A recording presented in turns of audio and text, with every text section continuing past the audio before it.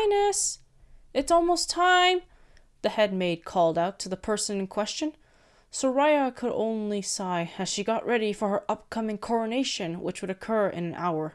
A part of her was excited, since it was something she had been looking forward to as the only heir to the glorious kingdom of Bahar, but a larger part of her felt insecure and worried that she wouldn't do well as the new queen of the kingdom. Could she be able to handle such a large responsibility, even with her parent and most trusted viziers by their side? It was something that she had been taught and raised to learn, as she grew from an impressionable child to a mature teenager who would be saddled with many responsibilities as the new queen of Bahar. Even so, a small part of her felt insecure and feared that she would end up ruining the legacy that her family put so much effort into for the sake of the kingdom. I'm coming, just give me a few more minutes, Soraya called out to the head maid before brushing her hair a couple more times.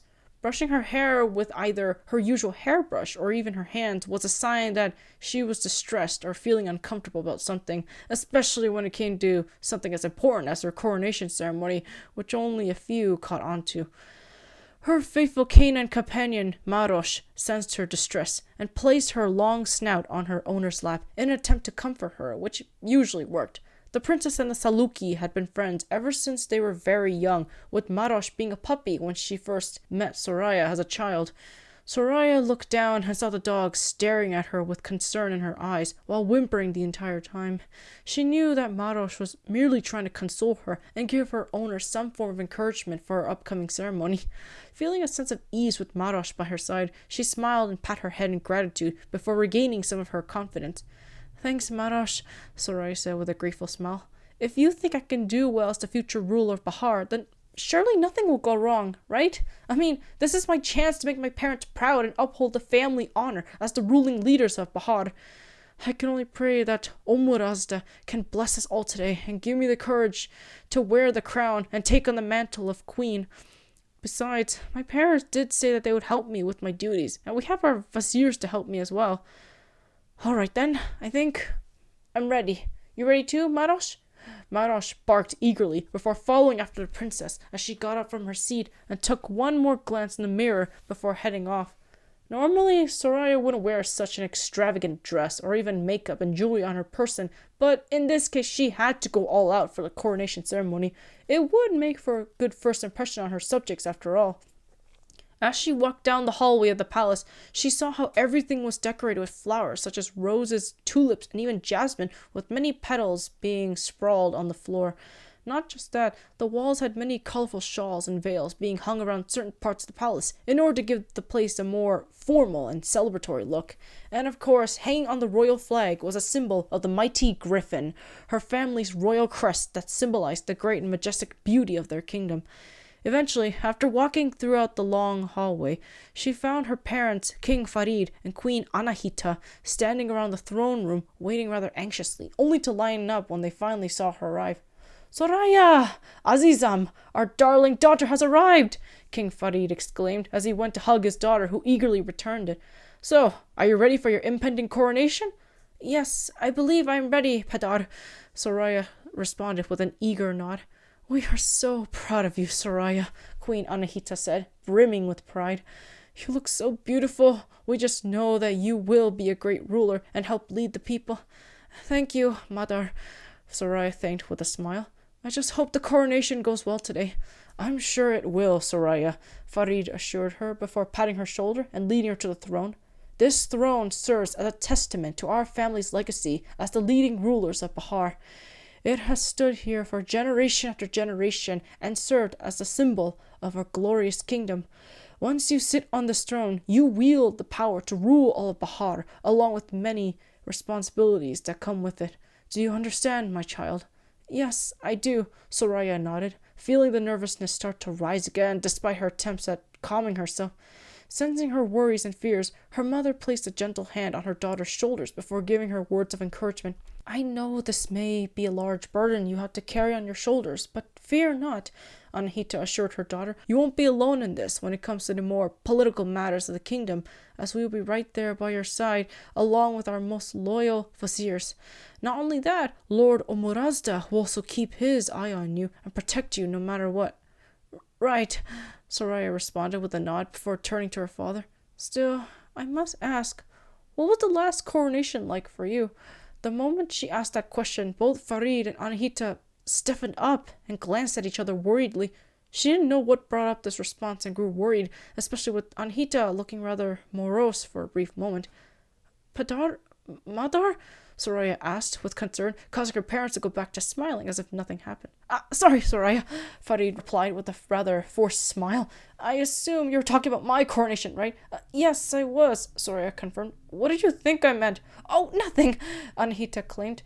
It's just been so long since we last had a coronation ceremony, especially one involving your father. But to answer your question, it was quite grand, to say the least. The celebration lasted for days, and we were all exhausted by the time it was over. Isn't that right, Eshkam? Yes, it is, Farid chimed in with a wistful laugh. We feasted and danced for several days and nights. Truly, it was glorious. So I see, Soraya giggled. I assume we'll have something like this after today's ceremony. Yes, we will, Farid assured her. And once we do, it will usher in another golden age for all of us here in Bahar. Now, quickly, we mustn't keep the people waiting. Right, understood. Soraya nodded as she was led out by her parents to the front entrance of the palace, where the coronation ceremony would take place. But even as she walked alongside them, she couldn't help but wonder about their reaction earlier. Why did they look so worried earlier? What did I say to make them react like that? Were they even thinking about Padar's coronation ceremony? Or something else, Soraya thought to herself as she pondered over the strange way her parents reacted. Though the princess had never questioned her parents on their behavior due to her being the dutiful and responsible daughter of the royal family and all, a small part of her couldn't help but wonder, what exactly were they hiding? But she didn't have time to dwell on her parents' mysterious behavior, as she quickly found herself in front of a large group of people that were made up of not just the viziers that served the royal family, but also the many, many subjects of their kingdom. They were also clapping and cheering eagerly for the coronation ceremony to begin, with two of the Mobad priests in charge of the ceremony being present as well. The royal guards also stood by while saluting the royal family the moment they arrived on the scene. Soraya and her family waved politely, with smiles on their faces, though Soraya still felt nervous about the whole experience. Even Marash responded to the cheering crowd by barking happily while continuing to stand by Soraya's side.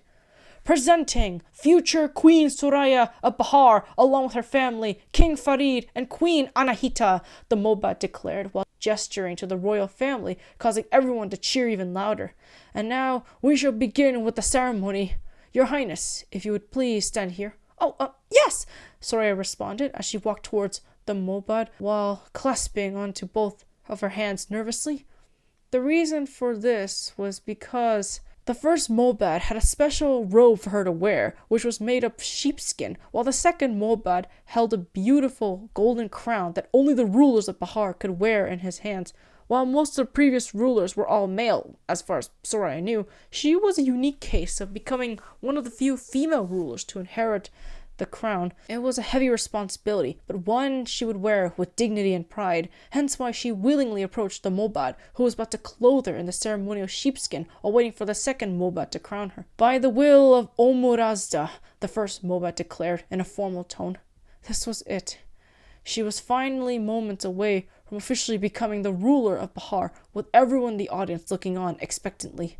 I hereby declare you no longer Princess Soraya of Bahar, but instead Queen Soraya of... Suddenly, before he could even finish his sentence, a sinister presence disrupted the joyous atmosphere in the form of a dark cloud materializing above the crowd and by extension the kingdom. Harsh winds began blowing everywhere, ruining some of the decorations and causing people to panic. What is this? The first Mobad asked as he saw the clouds swirling about. I don't know, the second Mobad cried out in fear as he held on to the crown. The Magi didn't mention anything about this! What is going on? Soraya asked as she continued to stare at the dark cloud forming. Madar, what's going on? But as she turned to face her parents, she saw them staring up into the sky, stricken with fear. Her mother's naturally fair skin seemed to grow paler just from looking at the sky, whereas her father seemed to go gray from the sight of the clouds alone. Eventually, after the cloud swirled about in the sky just a little longer, it began to lower itself onto the ground and right in front of the terrified crowd. It then took on the form of a hooded figure whose face had yet to be seen, but was clearly staring at the princess and her family. He wielded a black staff made of wood, but given its crimson glow, it was certainly a magical staff of the more malicious kind. Despite not having met him before, Soraya could sense something was odious about him, as if being near him was enough to make her feel sick, if not nauseous. Not wanting to be anywhere near him, Soraya backed away from him while staying close with her parents, who held onto her shoulders as protectively as they could. Well, well, well, the hooded figure spoke in a raspy and hushed tone. Isn't this a surprise? I find out there is a coronation going on, and I wasn't invited. Is that any way to treat one of your former viziers? You! Farid spoke with a venomous tone that not even Soraya had heard before up until now. She watched as her father pointed an accusing finger at the hooded figure. How dare you show your face in this kingdom again after what you did to us, to our family? I warned you, did I not? The hooded figure spoke in a mocking tone, that I would return and get my vengeance on you. You have no right to speak of vengeance, Anahita snarled in a manner that reminded Soraya of an irate cat. You nearly destroyed our kingdom and betrayed us in the worst way possible. Be grateful that I spared your miserable little kingdom in the first place, the hooded figure taunted. Besides, isn't it about time that you gave me what I deserve, namely the crown? You will never have the crown or this kingdom, Farid shouted in anger. Padar? Madar? Soraya asked nervously. Who is he? The king and queen could only glance at each other with worried and guilt-ridden expressions as they each struggled to explain who this mysterious man was, why he interrupted the ceremony, and how they knew him. Oh, so you haven't told her about me? The hooded figure asked in a mildly hurt tone before taking off his hood and revealing his true form. For shame, and I was hoping that you would prepare her to face me in battle too. Oh well, I guess I shall have to do the honors. My name is Dahak, and I am the former vizier of the royal family. Pleased to make your acquaintance, princess. The moment he unveiled himself, Soraya could see a better view of his face and upper body. He looked surprisingly human, with a narrow face and a long black beard that seemed to coil near the tip. Not just that, he had crimson red eyes that had slit pupils reminiscent of a reptile. But the biggest and creepiest part of him were the two snakes that suddenly popped up from his shoulders, much to the horror and shock of the crowd. Even the Mobas that happened to be standing nearby ran towards the royal family in fear, while the guards quickly aimed their weapons at him. Dahak merely grinned at them in an arrogant manner before laughing in a raspy tone. What? Never seen a man with 3 heads before? Or at least one with 2 snake heads? The man, now known as Dahak, joked at the audience in a dark manner before turning to face the royal family again. I will not ask again. Give me the crown and the throne of Bahar, and maybe I'll spare your pathetic lives. Never! Farid shouted in anger. Guards! Kill him! The guards immediately ran towards him with their weapons at hand, only for Dahak to raise his staff, which sent tendrils of dark energy snaking through the area.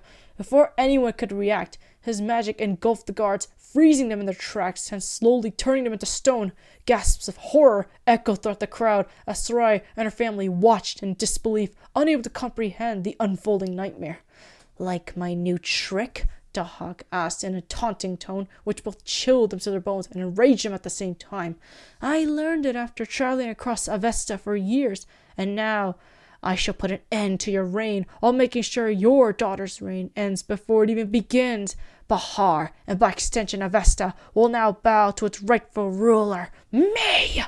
As soon as he said that, Dahak slammed his staff onto the ground, causing more black tendrils to seep throughout the area and start surrounding the crowd, who tried to flee in terror. Screams and cries of horror and anguish were heard, while Dahak's mad laughter echoed throughout the scene, but were too late as they slowly began turning to stone as well. No! Stop! Soraya pleaded as she tried to stop the sorcerer, only to be held back by her parents. Soraya, no! He's too powerful for you to handle! Farid begged as he tried to stop his daughter from attacking Dahak. But our people! He's killing them! Soraya shouted.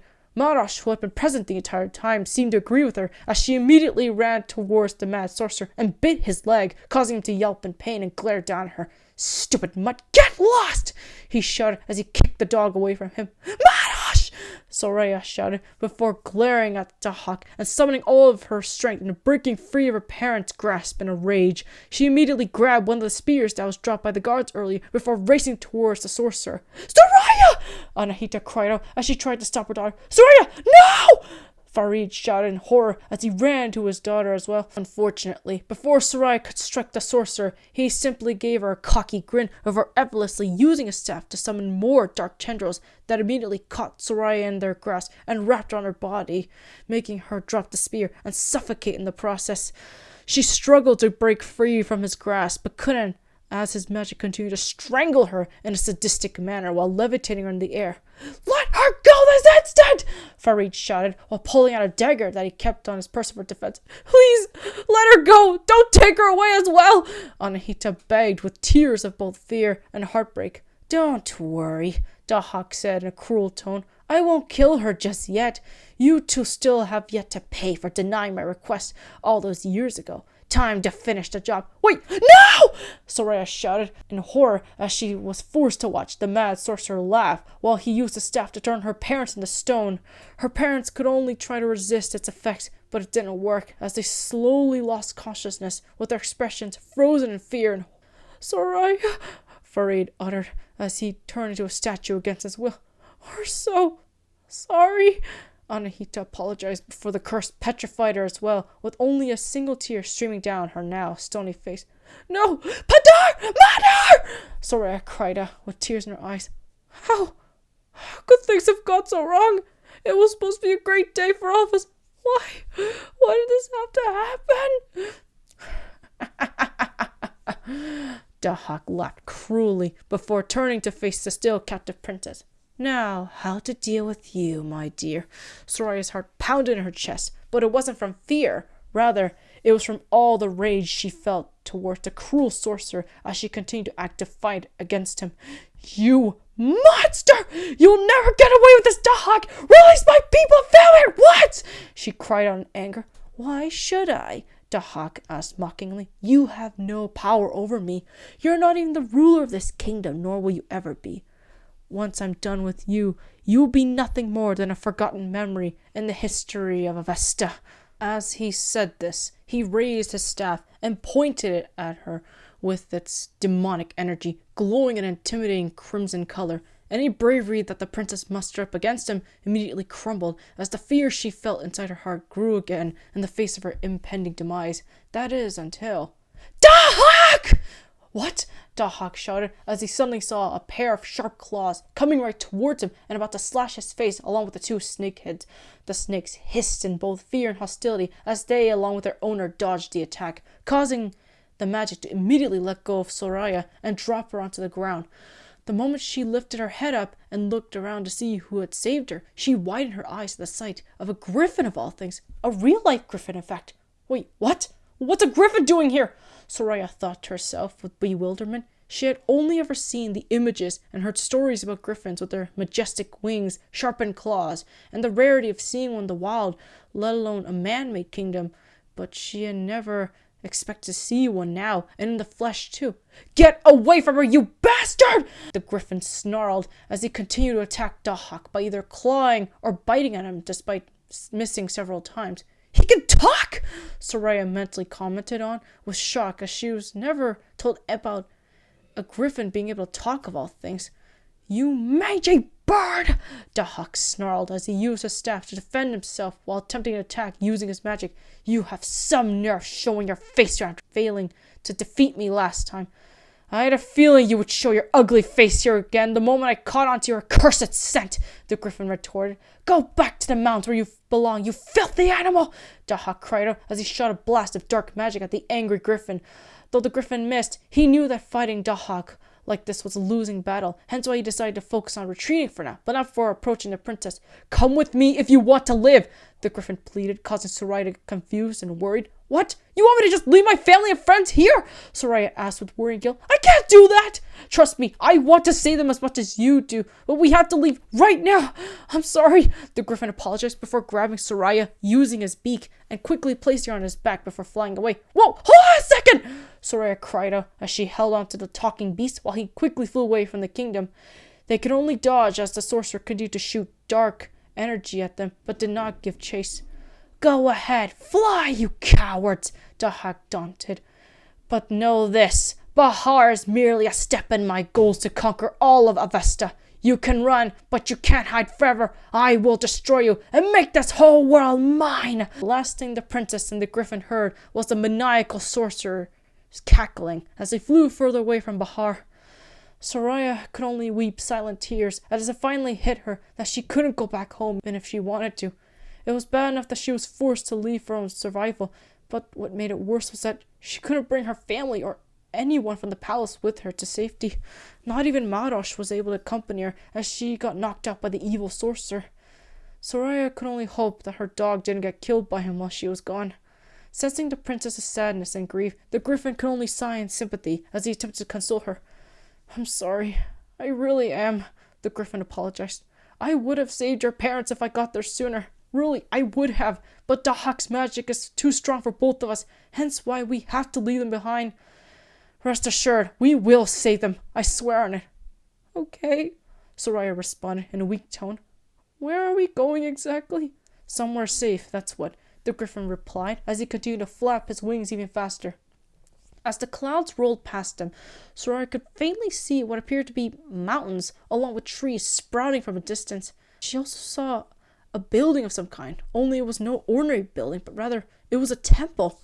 She also saw people that were either exiting or entering the temple, walking around with baskets of fruit and vegetables in their hands, or simply meditating. Judging from their outfits, which resembled old-fashioned robes of an orange-yellowish color, along with the fact that most of them were bald or looked like they were balding, Soraya could only assume that they were monks or nuns of some kind. But the one thing that caught her eye was the fact that some of the monks and nuns were also seen levitating in the air or even using clouds for transportation. Just who are these people? Soraya thought to herself with wonder. How are they able to do that? We're here, the Gryphon said as he gently landed on the smoother parts of the mountain. The moment he did, the other monks and nuns immediately took notice and approached him. Soraya carefully dismounted off the beast as she saw the small crowd approach and decided to finally ask him the questions that had been bugging her during their flight together. Just who are you? Soraya asked. Why did you bring me here? Why did you save me?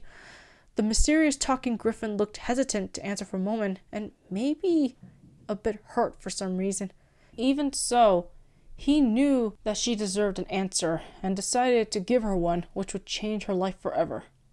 My name is Tahir, the Gryphon stated, and I am your older brother, the former crown prince and original heir to the kingdom of Bahar.